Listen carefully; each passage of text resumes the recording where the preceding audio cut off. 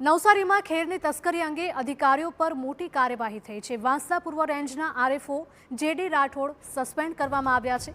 ગાંધીનગરની ટીમે તસ્કરીમાં સંડોવણી અંગે સસ્પેન્ડ કર્યા છે। ખેરના લાકડાની આંતરરાજ્ય કરાતી હતી તસ્કરી। ચીખલી વાંસદામાંથી ખેરના લાકડાની મહારાષ્ટ્રમાં તસ્કરી કરાતી હતી। તો અગાઉ ચીખલીના મહિલા આરએફઓ પણ થયા હતા સસ્પેન્ડ। આંતરરાજ્ય તસ્કરી મામલે મોટા ખુલાસા થવાની પણ શક્યતાઓ છે। નવસારીની આ ઘટના છે। ખેરની તસ્કરી અંગે અધિકારીઓ પર મોટી કાર્યવાહી કરવામાં આવી છે। વાંસદાના પૂર્વ રેન્જના આરએફઓ જેડી રાઠોડને સસ્પેન્ડ કરવામાં આવ્યા છે। તેમને પણ સંડોવણી આમાં હોવાનું સામે આવી રહ્યું છે।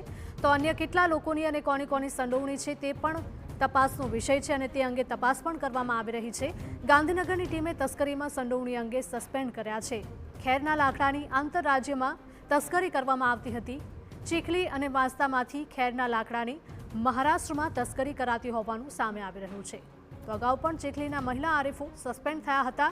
ત્યારબાદ બીજા આ આરએફઓ છે કે જેમને પણ સસ્પેન્ડ કરવામાં આવ્યા છે। આંતરરાજ્ય તસ્કરી મામલે મોટા ખુલાસા થાય તેવી પણ પૂરેપૂરી શક્યતાઓ છે। નવસારીમાં ખેરની તસ્કરી અંગે અધિકારીઓ પર મોટી કાર્યવાહી। સંવાદદાતા નિલેશ જોડાયા છે। નિલેશ, જણાવશો કે ખેરના લાકડાની તસ્કરી કરવામાં આવતી હતી અને આ અંગે અગાઉ પણ એક મહિલા આરએફઓને સસ્પેન્ડ કરવામાં આવ્યા હતા અને આ પૂર્વ રેન્જના બીજા આરએફઓ છે જેડી રાઠોડ કે જેમને પણ સસ્પેન્ડ કરાયા છે।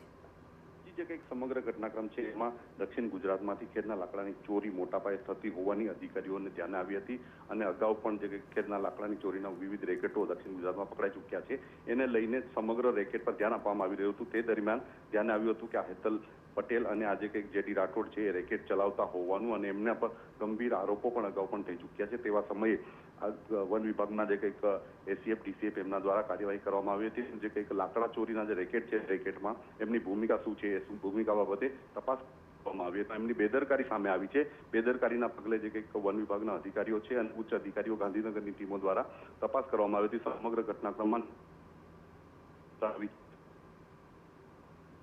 જી, માહિતી બદલ આપનો આભાર।